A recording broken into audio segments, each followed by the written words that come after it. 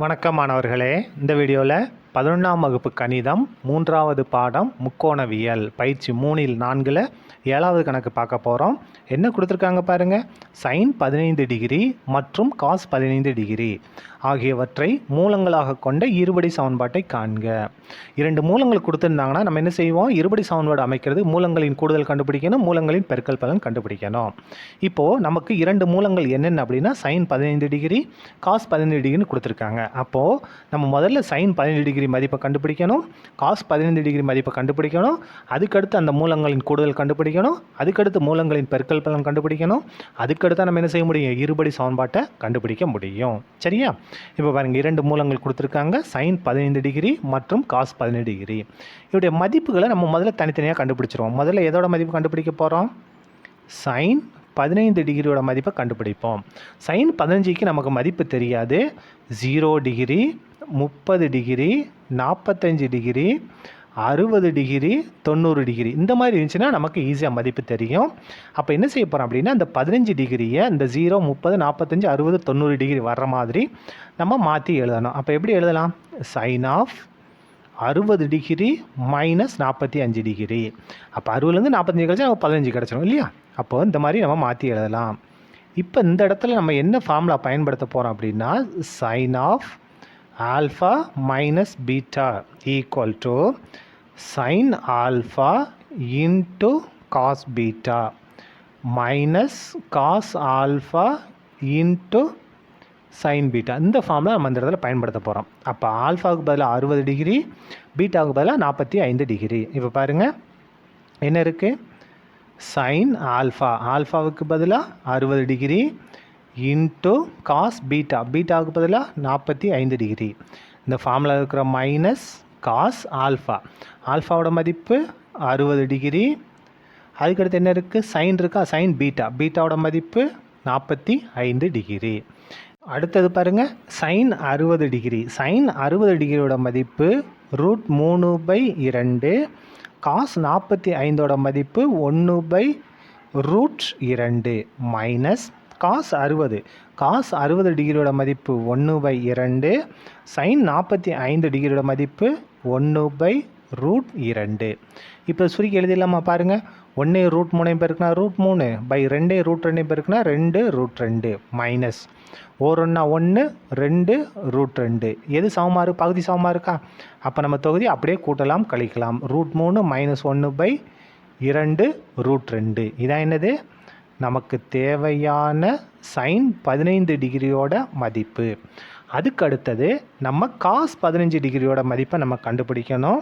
கண்டுபிடிக்கலாமா? பாருங்கள், cos 15 degree equal to, அப்போ இதையும் அதே மாதிரி நம்ம பிரித்து எழுதணும். எப்படி பிரித்து எழுதலாம்? cos ஆஃப் 60 டிகிரி மைனஸ் 45 டிகிரின்னு பிரித்து எழுதலாமா? இந்த இடத்துல நம்ம என்ன ஃபார்முலாவை பயன்படுத்த போகிறோம் பாருங்கள். cos of alpha minus beta equal to, நமக்கு என்ன ஃபார்முலா?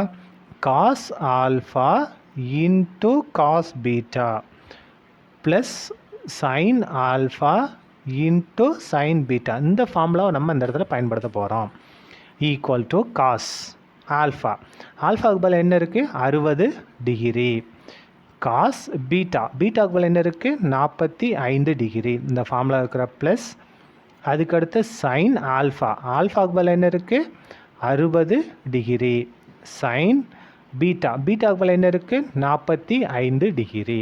இப்போ பாருங்கள், ஈக்குவல் டு காஸ் 60 டிகிரியோட மதிப்பு என்ன? 1/2 இன்ட்டு காஸ் 45 டிகிரியோட மதிப்பு என்ன? 1/√2 ப்ளஸ் சைன் 60 டிகிரியோட மதிப்பு என்ன?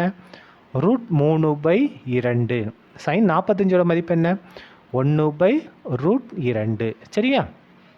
இப்போ பாருங்கள், ஈக்குவல் டு பெருக்கலாமா? 1/2√2 ப்ளஸ் இது ரெண்டும் பெருக்குனா √3/2√2. எது சமமாக இருக்குது? நமக்கு பகுதி சமமாக இருக்கா? அப்போ பகுதி சமமாக இருந்துச்சுன்னா நம்ம என்ன செய்யலாம்? தொகுதியை அப்படியே கூட்டலாம் அல்லது கழிக்கலாம். 2√2 ஒரு தடவை எழுதினா போதும், 1ஐயும் √3ஐயும் நம்ம கூட்டி எழுதிடலாம். அப்போது cos 15 டிகிரி, இதான் என்னது? Cos 15 degree. நம்ம காஸ் 15 டிகிரி மற்றும் சைன் 15 டிகிரி 2 மதிப்புகளை நம்ம கண்டுபிடிச்சிட்டோம். இப்போ என்ன செய்யணும், நம்ம மூலங்களின் கூடுதல் நம்ம கண்டுபிடிக்க போகிறோம்.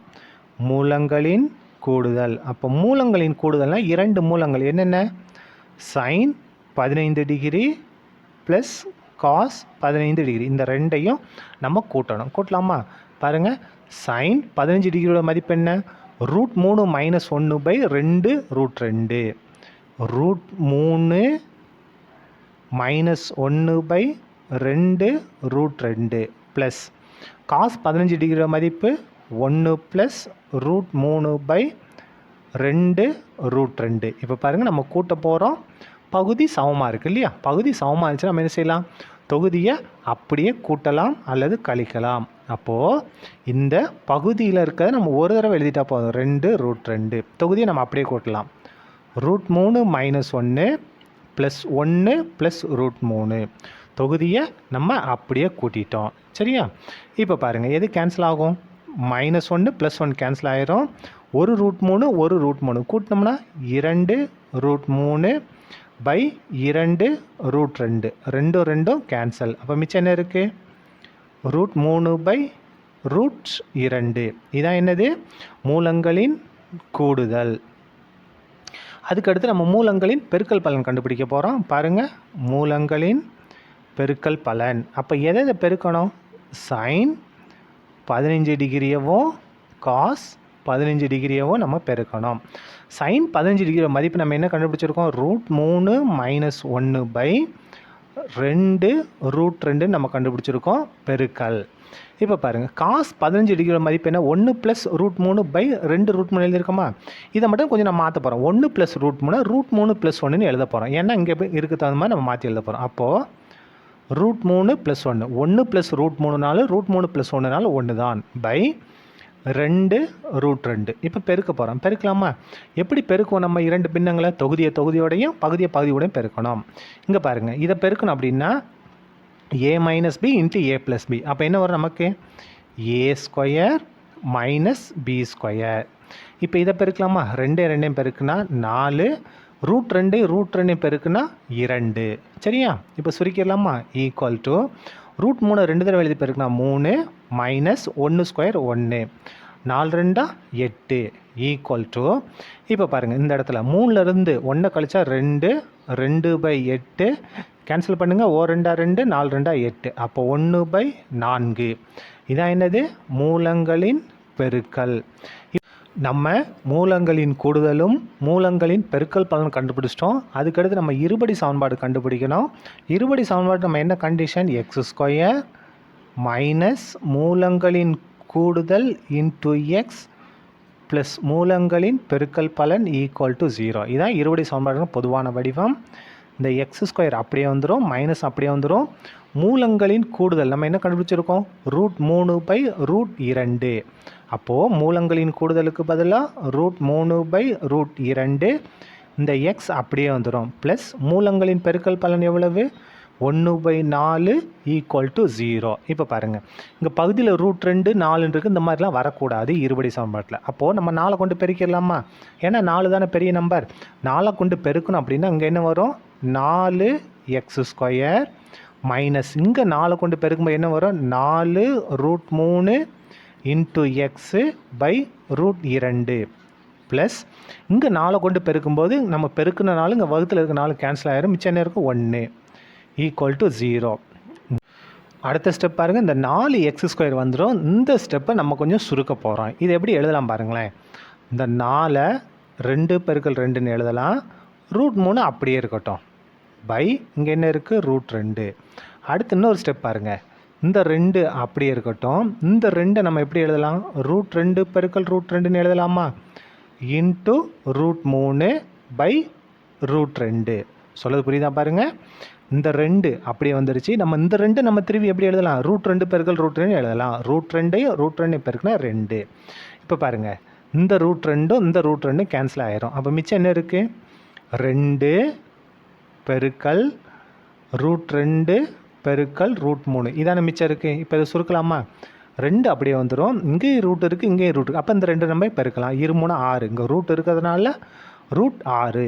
அப்போ இந்த ஸ்டெப்பை நம்ம சுருக்கணும் அப்படின்னா நமக்கு என்ன வரும், 2√6 வரும். 2√6 இன்ட்டு எக்ஸ், இந்த எக்ஸ் அப்படியே வந்துடும், ப்ளஸ் 1 ஈக்குவல் டு 0. 4√3/√2 இதை சுருக்குனா நமக்கு என்ன வரும், 2√6 வரும். அதை அங்கே எழுதிட்டோம், ப்ளஸ் 1 அப்படியே வந்துருச்சு. அவ்வளோதான். இதுதான் என்னது, நமக்கு தேவையான அவங்க கண்டுபிடிக்க சொன்ன இருபடி சமன்பாடு. சரியா? அவ்வளோதான். இந்த கணக்கு முடிந்தது.